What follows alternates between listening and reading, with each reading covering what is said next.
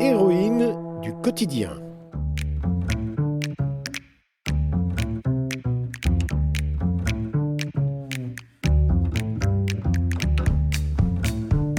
Elle s'appelle Aïcha, Marie, Françoise, Brigitte, Zora, Juliette, Odile, Litmès, Thérèse. Vous ne les connaissez pas ? Peut-être n'avez-vous jamais entendu parler d'elles. Mais sur le quartier de Bellevue, elles sont là.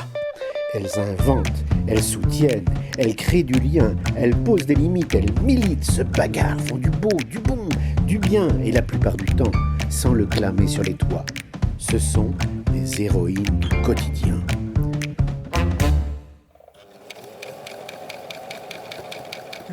Pour moi, une héroïne, c'est comme un héros. C'est la même chose. Enfin, tu vois, Et donc, c'est quoi ? c'est quelqu'un qui a le don de soi, qui fait pour le mieux, qui cherche pas à être le meilleur, mais qui donne en tout cas le meilleur.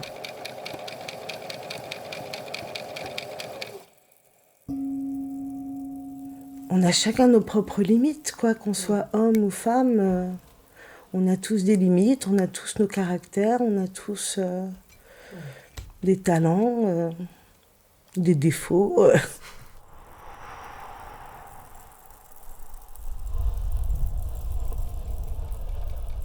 Pour moi, un héros ou une héroïne, c'est ça. Ouais, je crois que c'est ça. Alors, on va reprendre les choses normales, Vas-y. dans un ordre normal. Fanny, bonjour. Bonjour Anne-Gaëlle.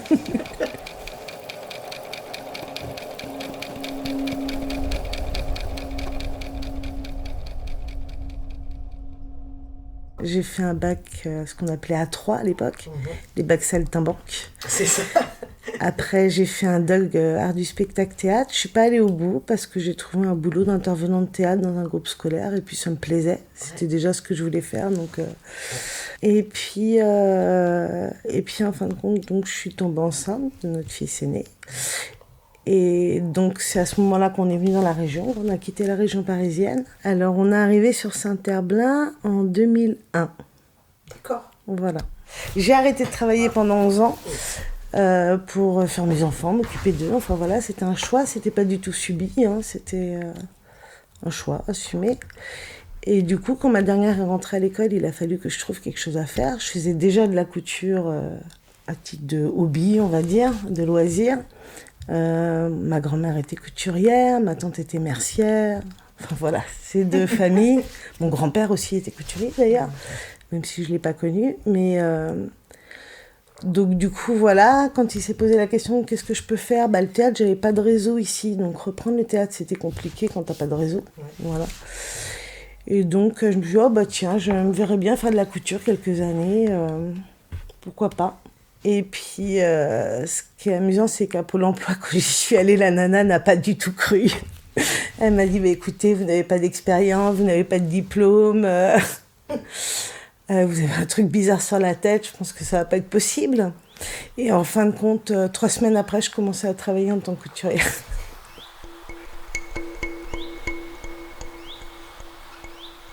Donc j'ai trouvé, c'est une association, une entreprise d'insertion, Hebdalena de service, qui sont maintenant sur Rezé et qui font aussi la laverie sociale, donc ils s'occupent de l'entretien du linge des bénéficiaires des CCAS. Et ce qui est amusant, c'est qu'ils m'ont choisi parce que sur mon CV, il y avait le théâtre et que l'encadrante, elle s'occupait des costumes de l'association Gilles de Rais. Donc elle m'a formée, elle m'a prise sous son aile, elle m'a formée vraiment au métier de couturière et retoucheuse. Et puis voilà. Et donc j'ai fait quelques années avec eux. Et puis après, je me suis mise à mon compte. C'est ce que je voulais. Et puis ça a rapidement pris dans les centres socioculturels et le théâtre est revenu aussi en même temps. Donc voilà, donc je m'éclate.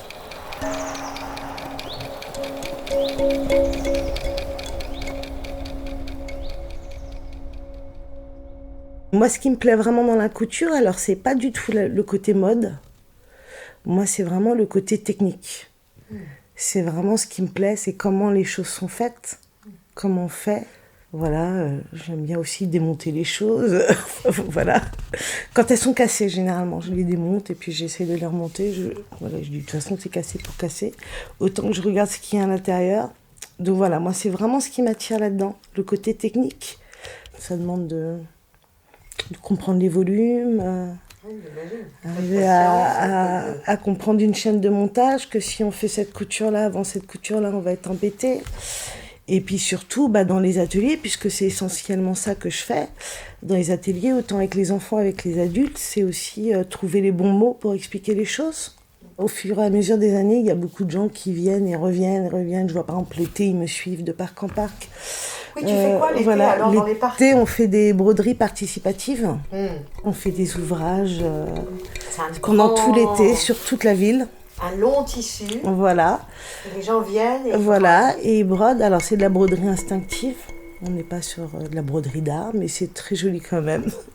Et puis, vu que d'année en année, on expose les travaux précédents, les gens reviennent. Ah, c'était moi qui avais fait ci, c'était moi qui avais fait ça.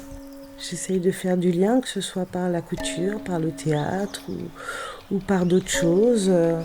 Que ce soit du lien entre les habitants ou entre les intervenants. Voilà.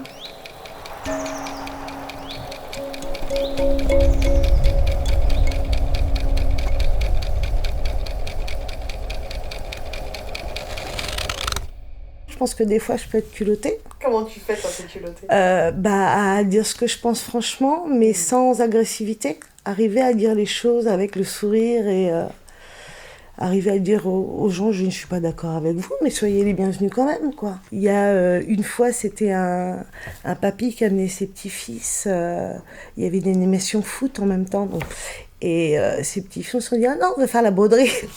Donc le papy qui va, c'est pas normal, c'est un truc de fille. Je dis, non, mais détrompez-vous, je dis, c'est que dans nos sociétés occidentales où on dit que les travaux d'aiguille sont des travaux de filles, quoi. Partout dans le monde, il y a autant les hommes que les femmes qui font les travaux d'aiguille. Et puis, donc je le laisse, et puis je vais m'occuper de quelqu'un d'autre. 5 minutes après, je tourne la tête. Et le papy, il avait attrapé une aiguille, il était en train de broder, puis il me dit « Ah, c'est trop bien, ça détend !» Voilà. C'est tous les arts créatifs pareil, mais même les ateliers que j'ai à l'année. Je pense qu'il y a vraiment le fait que les mains travaillent, l'esprit est là sans être totalement là. Donc il y a des discussions qui se créent, mais il n'y a jamais de voix qui monte, par exemple. La voix ne monte jamais, et je pense sincèrement que c'est lié au fait que les mains soient occupées. Je pense que je ne suis pas docteur en quoi que ce soit, mais moi, c'est ce que j'ai remarqué. Je pense que le fait d'avoir les mains occupées, ça fait qu'on peut discuter, on peut échanger, on peut avoir des avis différents, mais il n'y aura jamais d'embrouille.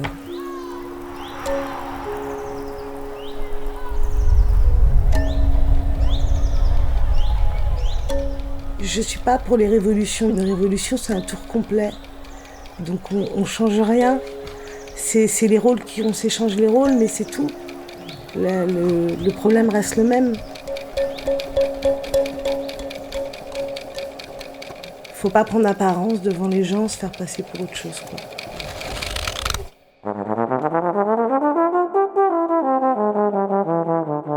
C'était Les héroïnes du quotidien. Prise de son et interview Anne-Gaëlle Gauduchot. Montage et création sonore Damien Fourcault. Une production de la compagnie La Lune Rousse.